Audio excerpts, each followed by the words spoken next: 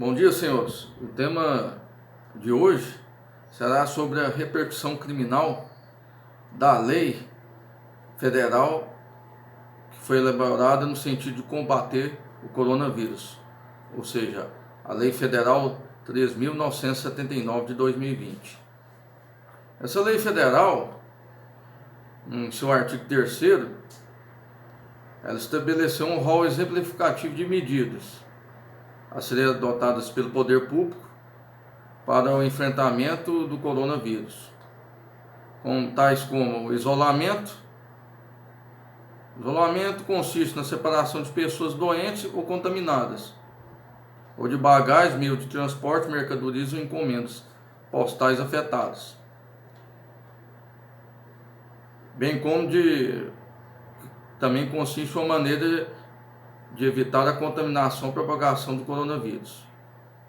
Também há a quarentena, que é a restrição de atividades ou separação de pessoas suspeitas de contaminação das pessoas que não estejam doentes, bem como de bagagens, contêineres, animais, meios de transporte ou mercadorias suspeitas de contaminação.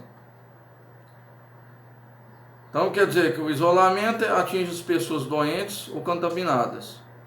De outra banda, a quarentena ela envolve pessoas suspeitas de contaminação. Há também a determinação de realização compulsória de exames médicos, testes laboratoriais, coleta de amostras clínicas, vacinação e outras medidas profiláticas, bem como tratamento médicos específicos. Há também o estudo, a investigação epidemiológica, bem como exumação, necrópsia, cremação e manejo de cadáver, restrição excepcional e temporária de entrada e saída de pessoas no país, requisição de bens e serviços de pessoas naturais ou jurídicas, e nessa hipótese será garantido o pagamento posterior de indenização justa, conforme essa lei. E autorização excepcional e temporária para a importação de produtos sujeitos à vigilância sanitária, sem registro na Anvisa. Essas medidas podem ser adotadas pelo Ministério da Saúde, todas as hipóteses mencionadas, pelos gestores locais de saúde, tais como secretários estaduais de saúde, secretários municipais de saúde, desde que autorizados pelo Ministério da Saúde, nos casos de isolamento, quarentena, exumação, restrição de entrada e saída de pessoas, autorização para importação de produtos sem registro na Anvisa, bem como pelos gestores locais de saúde, mesmo sem prévia autorização do Ministério da Saúde, nos casos de requisição de bens e serviços, estudo e investigação epidemiológica e determinação de realização compulsória de exames médicos. Então, quais são as consequências penais no caso de descumprimento dessas medidas? Ou seja, na esfera criminal, poderá haver o crime tipificado no artigo 268 do Código Penal, infração de medida sanitária preventiva. Pode também haver o crime de epidemia, tipificado no artigo 267 do Código Penal, crime de omissão de notificação de doença, 269 do Código Penal, bem como o artigo 131 do Código Penal, perigo de contágio de moléstia grave. Agora vamos fazer um comentário desses delitos. A referência bibliográfica que eu vou utilizar, nesse caso, se trata da obra de Alexandre Salim e Marcelo André de Azevedo, Direito Penal, parte especial, dos crimes contra a pessoa aos crimes contra a família, segunda edição, editora Juspodvi, páginas 126 e 129. Também nós vamos usar a obra dos mesmos autores, caso Direito Penal, parte especial, dos crimes contra a incolumidade pública aos crimes contra a administração pública. Quinta edição, editora Juspodvi, páginas 84 e 92. Então vamos agora à análise do delito tipificado no artigo 267 do Código Penal, que fala: causar epidemia mediante propagação de germes patogênicos. Reclusão, pena de 10 a 15 anos. Parágrafo 1º. Se do fato resulta a morte, a pena é aplicada em dobro. E parágrafo 2º. No caso de culpa, a pena é de detenção de 1 a 2 anos. Ou se resulta a morte, de 2 a 4 anos. Então, nesse caso, a pessoa propagou o coronavírus, ou seja, fomentando a epidemia, vai responder por esse delito. Bem jurídico, ele protege a incolumidade pública, ou seja, a saúde de todas as pessoas afetadas pela prática do crime. Sujeitos. O crime é comum, ou seja, pode ser praticado por qualquer pessoa. Sujeito passivo, por outro lado, é a coletividade. Diretamente e indiretamente as pessoas que foram infectadas pelo vírus. O tipo objetivo é causar epidemia mediante a propagação de germes patogênicos. O que é epidemia?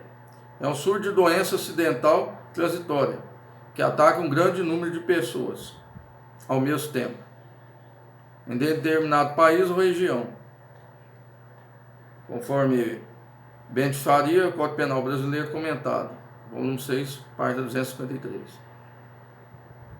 Essa referência é citada na obra de Marcelo André de Azevedo e Alexandre Salim. Ou seja, é o caso do coronavírus, que não teve só uma repercussão aqui no país, mas repercussão mundial. Germes patogênicos são micro-organismos que produzem doenças infecciosas, como no caso do coronavírus. Trata-se de um crime de forma vinculada. Somente pode ser praticado pelo meio da propagação de germes patogênicos. E é um crime de perigo concreto. Ou seja, segundo a obra, deve haver efetiva demonstração de perigo no caso concreto. Ou seja, a difusão da epidemia. Pandemia. A disseminação da doença assinada no nível mundial, como no caso do coronavírus.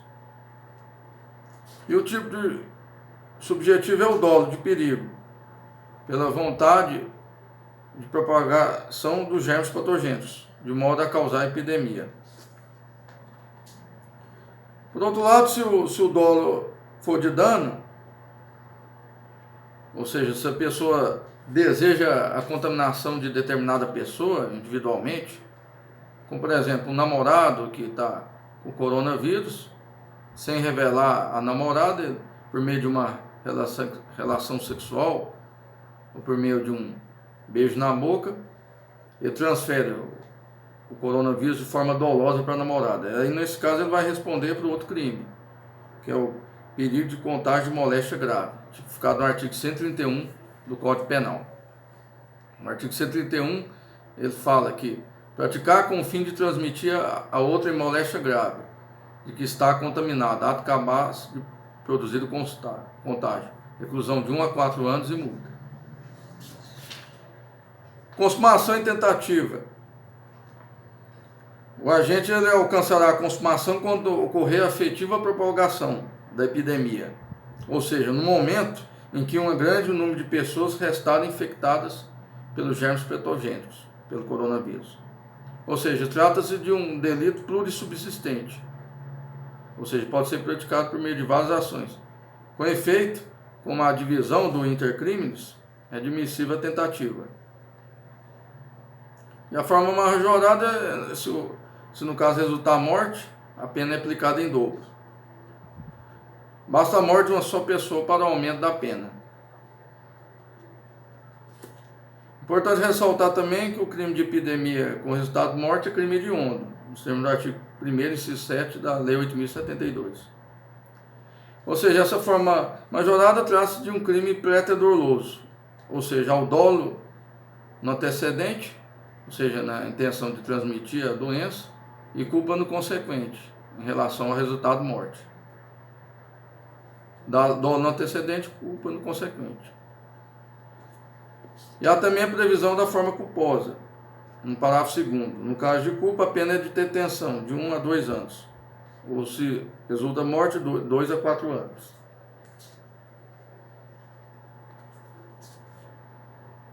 Na primeira parte desse parágrafo, a epidemia ela ocorre diante da inobservância do dever de cuidado objetivo, exigido pelas circunstâncias do caso concreto, em que o agente propaga os germes patogênicos com imprudência, negligência ou imperícia. Já na segunda parte, o crime é qualificado pelo resultado,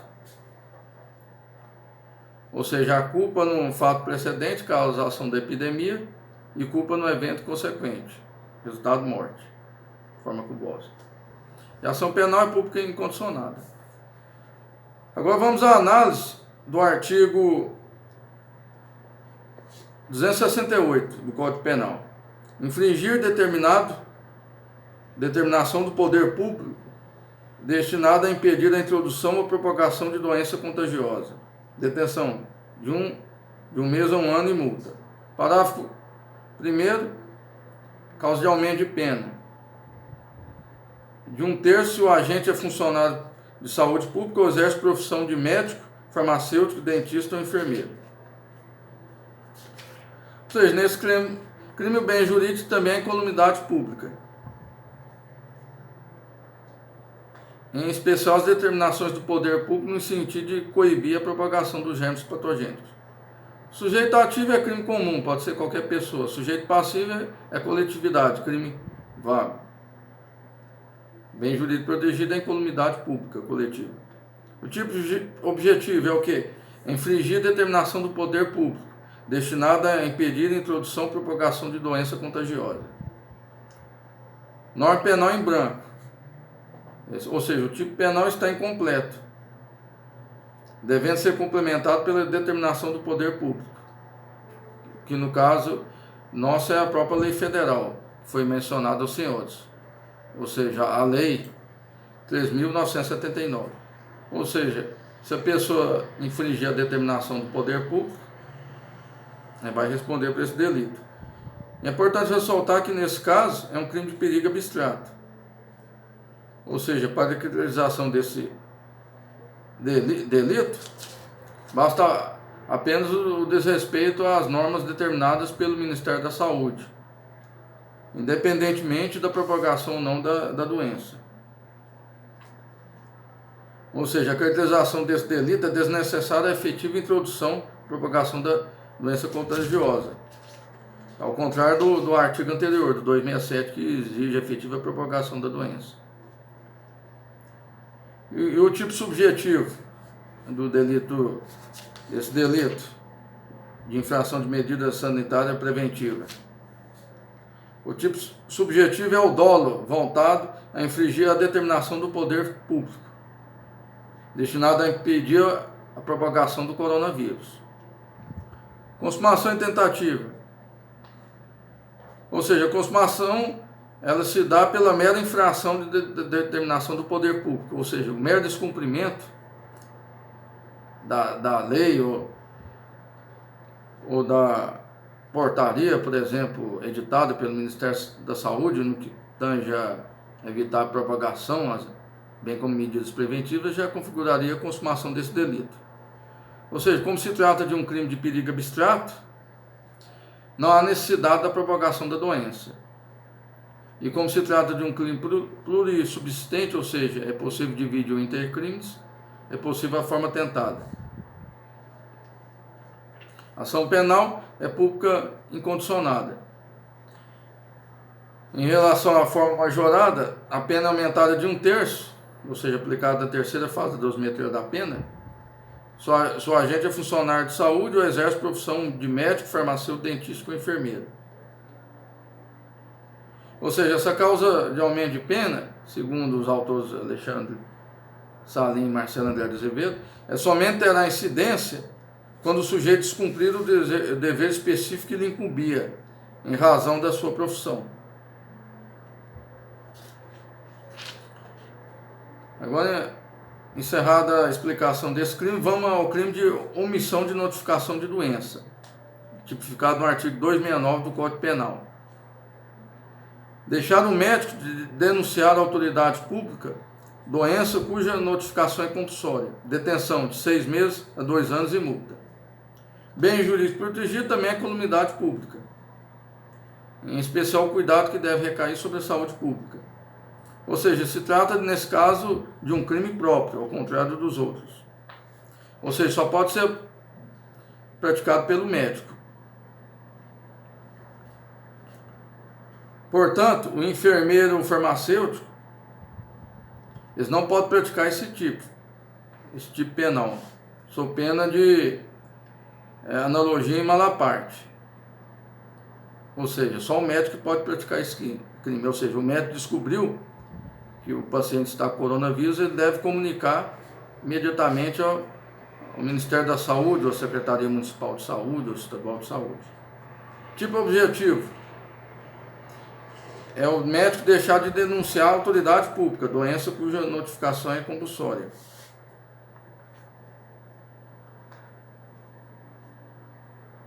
Então, nesse caso, ele tem que comunicar, como eu havia lhes falado, ao Ministério da Saúde, ao Secretário Municipal de Saúde ou Estadual de Saúde.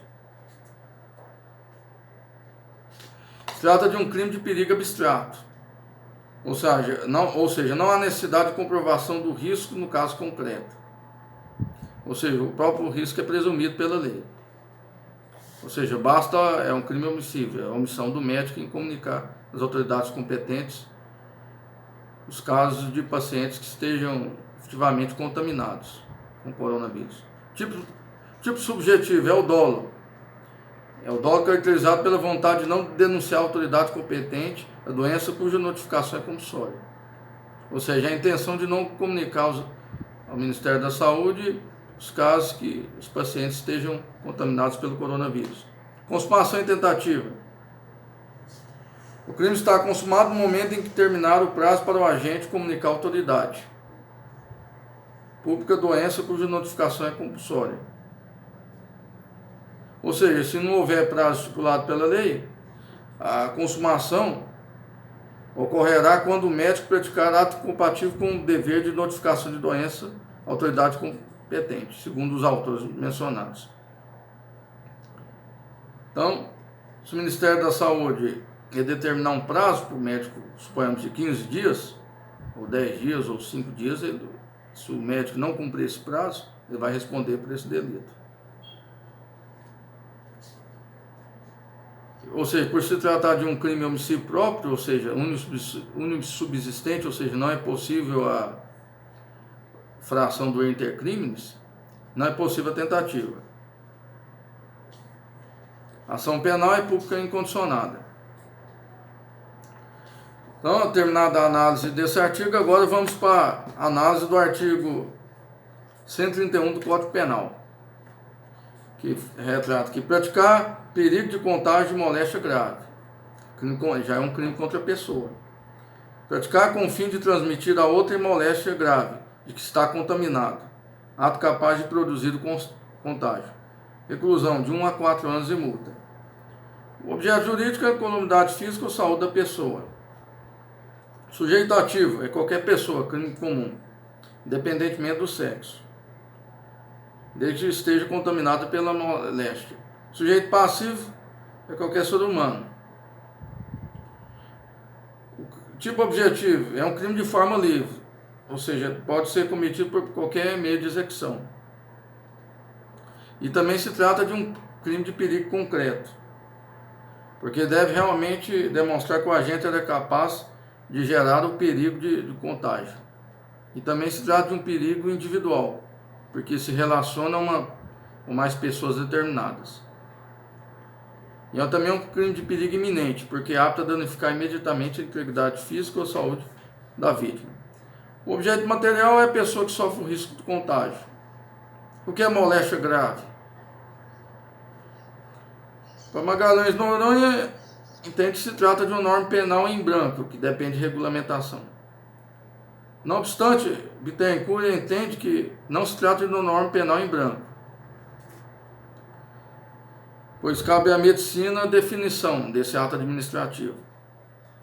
Já Alexandre Salim e Marcelo André de Azevedo entende que se trata, na verdade, de elemento normativo do tipo, exigindo do intérprete um especial juízo valorativo, ou seja, juízo fixado pelos conceitos extraídos da ciência médica. Agora, só a gente transmite por exemplo, o coronavírus, a vítima de forma culposa, ele vai responder por lesão corporal culposa, artigo 129, parágrafo 6º do Código Penal, ou então por homicídio culposo, artigo 121, parágrafo 3º do Código Penal, conforme as lições de Marcelo André de Azevedo e Alexandre Salim. E na última hipótese, se trata de um crime de perigo que vai estar absorvido pelo crime de dano.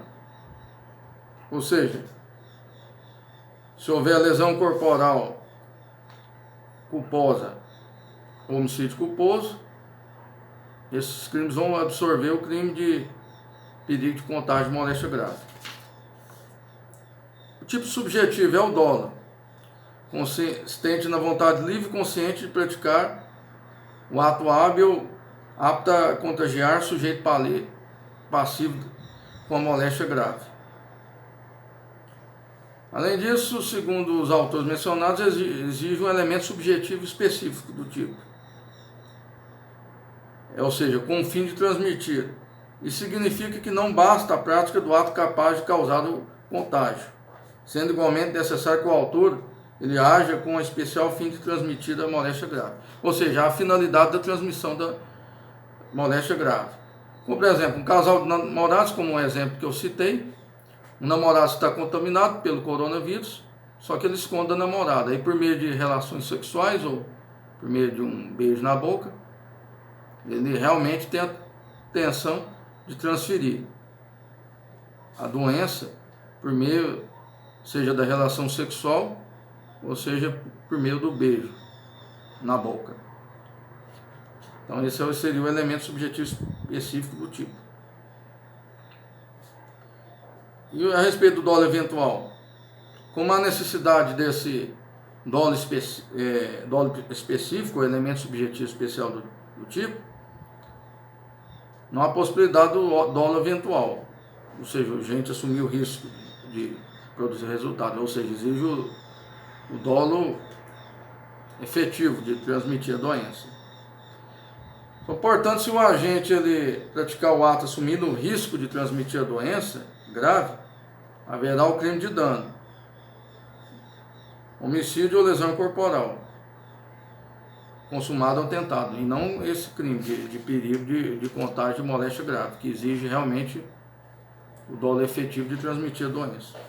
Consumação e tentativa. Se trata de um crime formal, razão pela qual, para sua consumação, a ocorrência do resultado naturalístico, que seria o efetivo contágio da vítima. Ou seja, independente do efetivo contágio da vítima, basta realmente a intenção de transmitir a doença. Ou seja, basta a realização do agente de ato capaz de transmitir a moléstia grave, como no exemplo citado, por meio da relação sexual ou do beijo na boca feito pelo namorado, independentemente da transmissão efetiva da doença para a consumação delitiva. E o princípio da consunção. Caso advenha o efetivo contágio da doença, e, por exemplo, resultar a morte da vítima, ou seja, o agente o crime de perigo, de contágio, vai estar absorvido pelo crime de dano.